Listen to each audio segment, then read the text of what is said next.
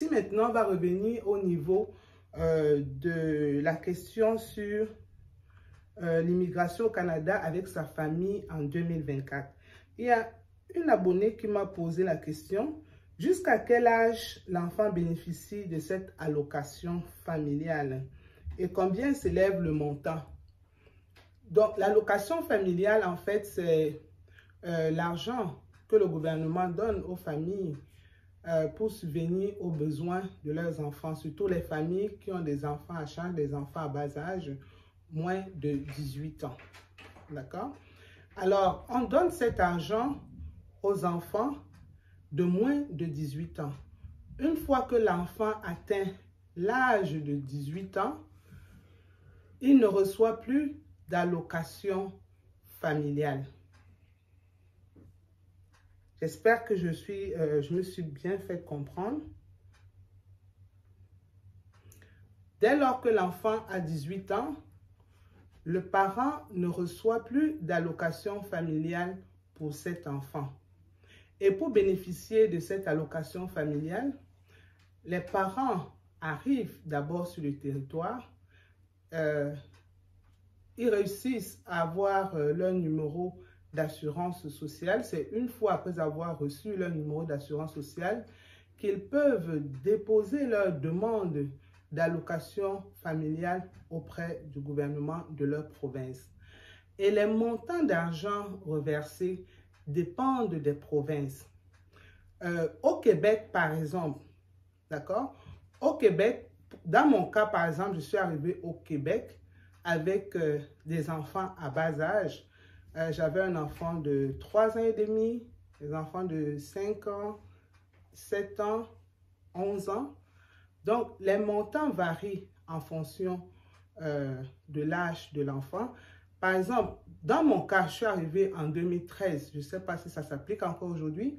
Les enfants jeunes de moins de 6 ans recevaient une partie, je pense, recevaient 100 $ de la part du gouvernement fédéral, même si l'enfant vit au Québec, 100 $. Et en plus de cela, recevait aussi une portion de son allocation venant du gouvernement fédéral et une portion venant du gouvernement provincial. D'accord? Mais une fois que l'enfant a 6 ans, la partie, les 100 $ du fédéral s'arrête et on conserve le montant d'argent reversé par le provincial et la portion d'argent reversée. Comment je peux m'expliquer ça? Je veux dire, le 100 $ provient un peu comme, on parlait de quoi? C'était comme un extra en fait donné par la reine, un truc comme ça que j'avais entendu parler. C'était un extra, le 100 $ en fait donné à l'enfant de moins de 6 ans, c'est un extra donné par le lieutenant-gouverneur du Canada pour je vais dire, pour mieux s'occuper des plus petits,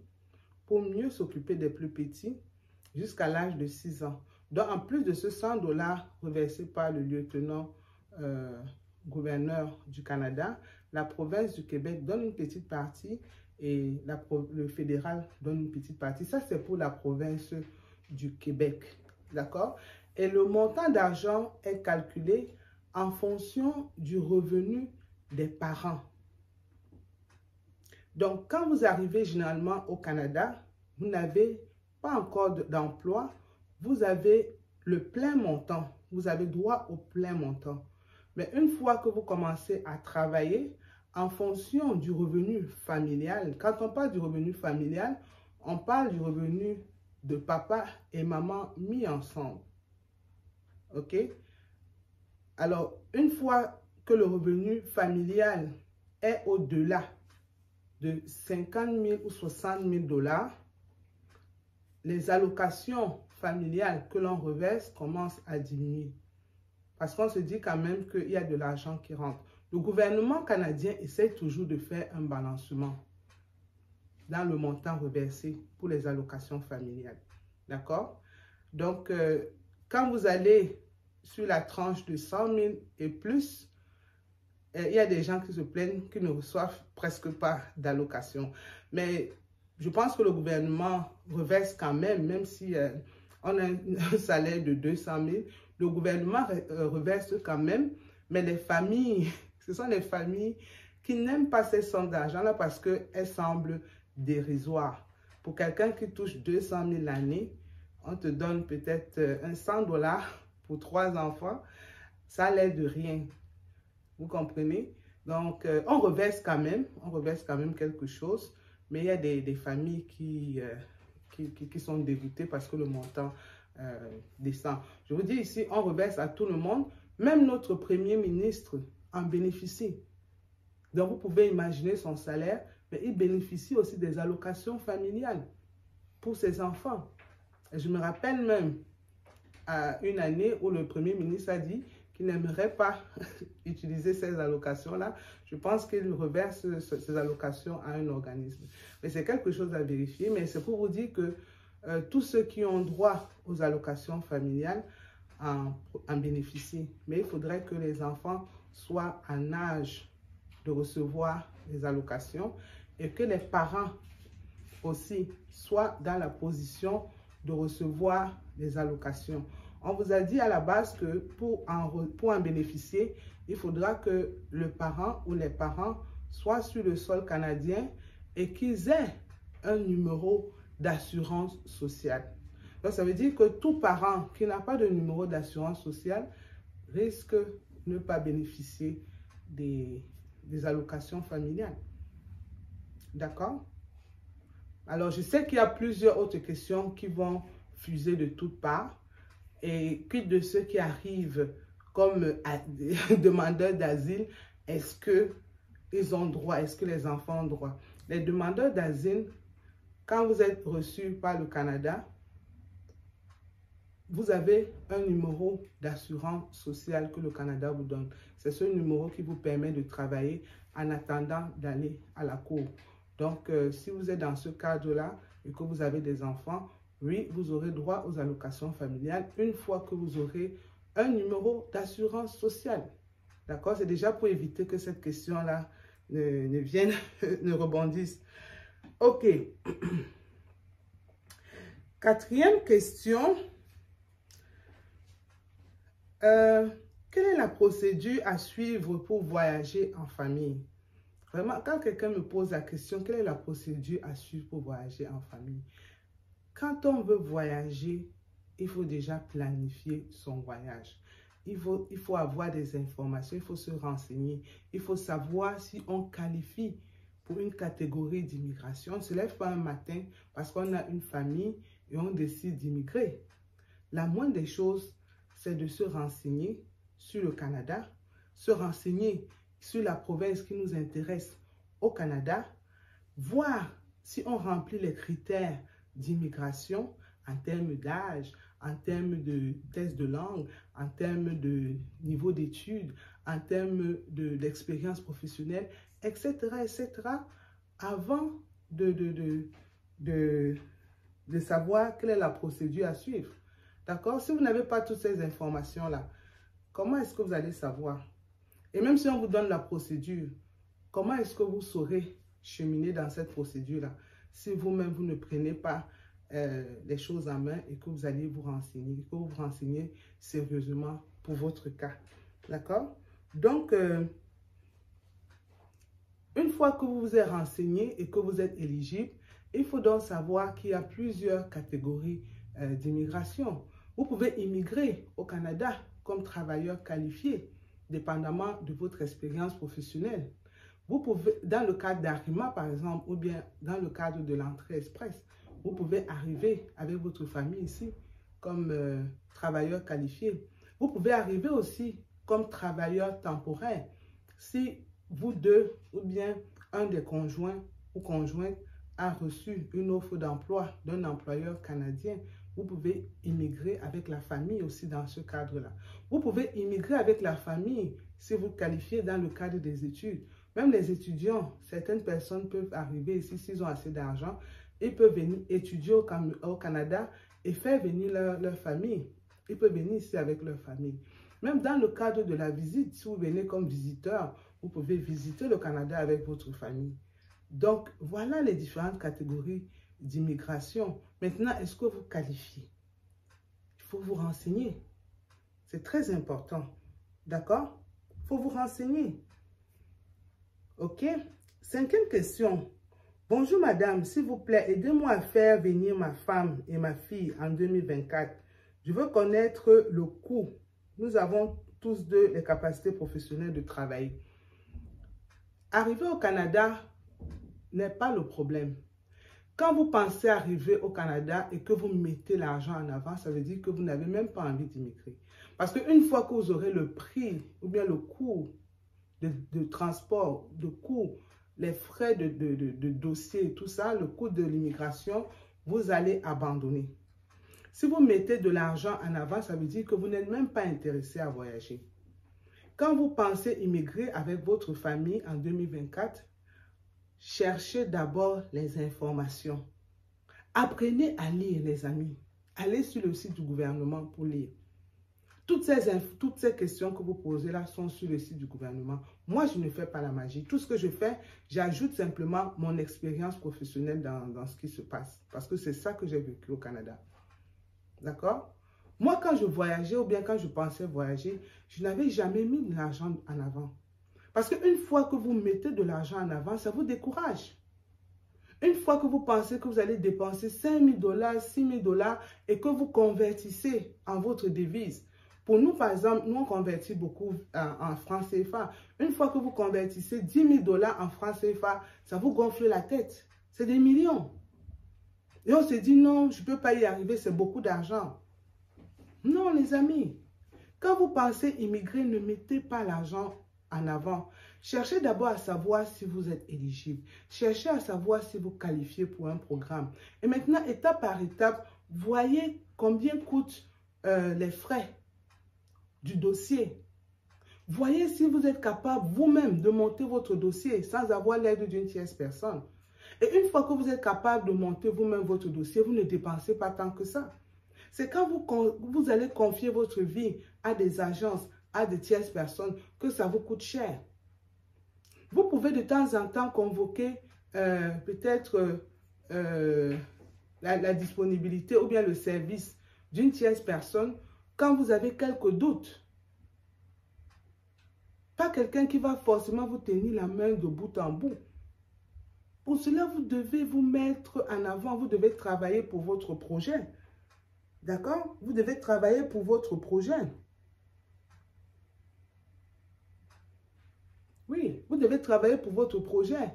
Vous pensez argent. Avant de penser argent, est-ce que vous avez regardé si vous avez le passeport? Vous voulez immigrer. Est-ce que vous avez le passeport pour votre famille?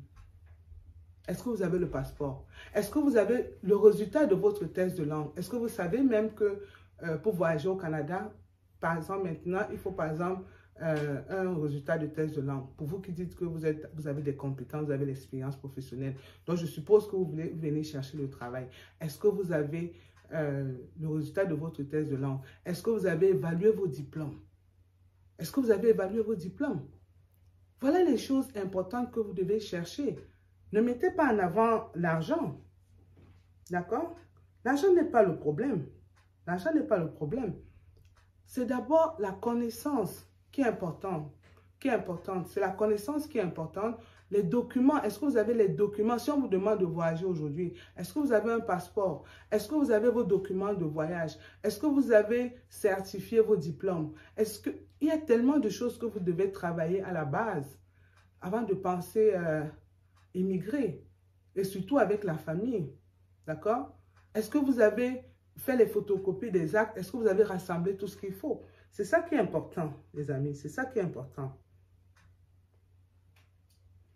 Mais maintenant, si vous voulez vraiment savoir combien ça coûte, généralement, les fonds suffisants sont demandés beaucoup plus dans les provinces anglophones.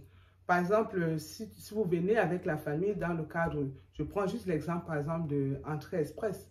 Entrée Express, par exemple, j'ai regardé les montants actualisés par exemple pour 3 personnes parce que vous m'avez dit, vous voulez venir avec votre femme et votre fille en 2024.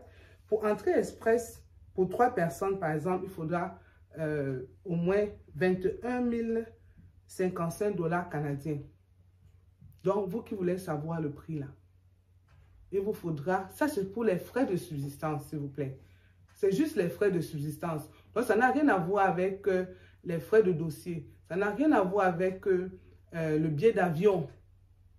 D'accord? Ça, c'est l'argent que le Canada anglophone, dépendamment de la province, vous demande dans le cadre de Entrée Express pour subvenir à vos besoins une fois arrivé au Canada. Donc, si vous voulez avoir une idée du montant, c'est ça. Maintenant, si vous voulez fuir, parce que je vous ai donné ce montant-là, c'est le moment de partir. Parce que si vous n'avez pas d'argent, je suis désolée. D'accord? Mais il y a des moyens de contournement. Il y a des moyens de contournement. Vous pouvez arriver au Canada et ne pas avoir à passer par Entrée Express. Si vous avez vraiment les compétences qu'il faut, vous pouvez passer par un emploi. Une offre d'emploi d'un employeur du Canada. Il y a le Québec, par exemple, si vous êtes francophone, vous parlez bien français, vous avez un bon résultat de test de langue, vous pouvez travailler dans la province du Québec, par exemple. Vous pouvez travailler dans la province du Québec. Il y a des provinces anglophones là qui recherchent beaucoup les francophones, comme le Manitoba ou bien le Nouveau-Brunswick. Vous pouvez également travailler là-bas. Donc, l'argent ne devrait pas être un problème. D'accord? Regardez d'abord si vous êtes admissible. Ok, donc j'ai créé des questions comme ça au volet, je continue de répondre. Et comme je vous ai dit, je lis sur mon ordinateur. Donc j'ai 16 ans d'expérience dans l'enseignement. Je peux enseigner le français, la sociologie, l'anthropologie et je peux être assistant social. Je fais un doctorat aussi en sciences de gestion. Mon ami, si j'écoute tout simplement ce que vous dites là, vous avez tellement de compétences, hein? Mais pour votre projet d'immigration, vous devez vous positionner. Le Canada n'aime pas qu'on aille dans tous les sens. On ne doit pas aller dans tous les sens. Dans quel domaine êtes-vous vraiment calé? Dans quel domaine, parmi tous ces domaines que vous avez cités là, dans quel domaine pouvez-vous sortir des documents qui prouvent que vous avez l'expérience professionnelle dans ce domaine-là? Parce que c'est justement ce genre de questions est le résultat de tout ce que je vis lors des consultations. Les gens arrivent avec tellement de choses, tellement de projets dans leur tête. Ça bouillonne, ça bouillonne, ça bouillonne. Et il faut recadrer tout. Il faut recadrer tout. Quand vous avez plusieurs domaines de compétences et que vous souhaitez immigrer au Canada, s'il vous plaît, prenez le domaine de compétences le plus recommandé au Canada. Si, par exemple, dans votre cas, vous avez 16 ans d'expérience en enseignement, en sociologie, en anthropologie, vous faites aussi un doctorat en sciences de gestion. Vous savez qu'au Canada, par exemple, c'est l'enseignement qui passe. D'accord? Vous devez prouver que vous avez l'expérience, ces 16 années d'expérience-là, vous avez au moins une bonne partie dans l'enseignement. Si on vous demande une attestation professionnelle en tant qu'enseignant, vous devez être capable de prouver, de sortir cette attestation-là. Vous devez avoir le diplôme en tant d'enseignant. D'accord? Donc, même si vous avez 16 années d'expérience, vous avez plusieurs domaines de compétences, concentrez-vous sur les domaines les plus recherchés au Canada. Et sortez-nous les documents, un bon CV, une bonne lettre de motivation dans ce domaine-là. Les domaines que nous discutons ici sur la chaîne tout le temps, c'est quoi? Nous avons l'enseignement, nous avons la santé, nous avons l'informatique, nous avons la construction, le bâtiment, l'architecture. C'est ça que le Canada recherche, pas autre chose. Maintenant, aussi pour les métiers semi-qualifiés, nous avons par exemple les métiers dans les zones rurales, comme par exemple les gens qui peuvent travailler dans les fermes. Alors, quand vous avez des qualifications dans ce domaine-là, c'est ça que vous devez mettre en avant. Donc, ne nous déroulez pas votre menu d'expérience. Focalisez-vous sur ce qui est important, s'il vous plaît. Bonsoir, madame. Tu peux m'aider, s'il te plaît? Je suis intéressée avec ma famille. Ne serait-ce que me trouver un employeur. Sachez que votre immigration dépend d'abord de vous. Avant de demander l'aide, mettez-vous d'abord au travail. Cherchez les informations, les gars. Cherchez les informations. Qu'est-ce que je peux vous dire plus que ça? Cherchez les informations. Oui, je peux vous aider. Je fais des consultations, je fais l'accompagnement. Mais avant de passer à ce stade-là, moi, j'aimerais parler à quelqu'un qui est conscient de ce qu'il fait, qui sait ce qu'il veut, qui sait où il va, qui pourrait me challenger dans certaines prises de décision. Donc, si je dois vous tenir la main, j'aimerais savoir que je discute avec quelqu'un qui sait, par exemple, qui a des informations sur le Canada, qui sait dans quelle province il veut immigrer avec sa famille et qui me dise pour quelle raison est-ce qu'il a choisi le Canada ou bien choisi telle ou telle province. Et quelqu'un qui est capable de supporter les soubresauts du Canada. Parce que vous entendez parler du Canada, vous pensez que c'est facile. Le Canada, mes amis, n'est pas facile. Le climat n'est pas facile. La vie au Canada est belle, mais elle n'est pas facile. Trouver le travail, on vous dit que le travail est versé. Oui, il y a le travail au Canada, mais il faut s'asseoir pour trouver ce travail-là. Ça prend parfois du temps. Il faut s'asseoir pour se former. Parfois, quand vous arrivez au Canada, vous devez retourner aux études. Est-ce que vous êtes prêt dans votre plan d'immigration à retourner aux études? C'est de ça qu'il s'agit. Ne me demandez pas juste de vous aider. Je peux vous aider, je peux remplir les formulaires. Mais une fois arrivé au Canada, est-ce que vous allez supporter le Canada? D'accord? Est-ce que vous allez supporter le Canada? Alors, donc, ne soyez pas juste intéressé à arriver au Canada. Prenez votre projet d'immigration canadienne en main. Ma famille et moi, nous nous sommes levés en 2009 et nous avons décidé d'arriver au Canada. Nous avons pesé le pour et le contre. Et aujourd'hui, les choses ou bien l'histoire nous donne raison. Quand on partait, ou bien quand on montait notre dossier en 2009, on nous disait, mais vous laissez le Cameroun, ce beau pays, pour aller souffrir en Europe. Mais aujourd'hui, l'histoire nous donne raison. Combien de Camerounais sont au Canada? Et pourquoi ces Camerounais-là sont au Canada? Parce que ça ne va pas. Ça ne va pas. Tout le monde recherche la qualité de vie. Tout le monde recherche la qualité de vie. Les Camerounais, ce sont des gens qui sont hautement qualifiés, qui sont hautement formés. Mais malheureusement, qui n'arrivent pas à travailler dans leur pays. Et quand le Canada leur ouvre les portes, ils arrivent. Et ils arrivent en masse. Donc, tous ces gens-là qui nous critiquaient, nous retrouvent en ce moment au Canada. Alors, toi, si tu aimerais arriver au Canada avec ta famille, ne cherche pas juste de l'aide. Mets-toi au travail. Cherche de l'information. Moi, je peux t'accompagner en ce moment-là. Et on peut s'asseoir et en discuter tranquillement. Mais je ne voudrais pas que ce soit, que vous soyez comme un fardeau. Pour moi, au moment de l'accompagnement, je voudrais que vous preniez, que vous vous appropriez de votre procédure.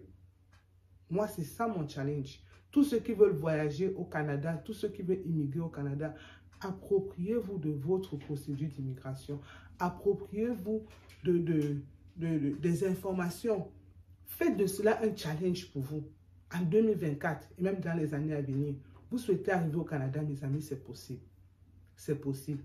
Malgré les hausses de prix, malgré la vie chère au Canada, c'est possible. Si vous avez les diplômes qu'il faut, si vous avez le niveau d'éducation qu'il faut. Et le Canada ne vous empêche pas de retourner dans vos pays après. Le Canada ne vous empêche pas. Le Canada n'efface pas votre histoire. Vous connaissez vos origines. Vous pouvez retourner dans votre pays quand vous le souhaitez. D'accord? Donc, oui, je peux vous accompagner dans votre procédure, mais j'aimerais que vous participiez aussi au projet. Donc, je peux faire des consultations, je peux faire des accompagnements, mais vous devez participer au projet.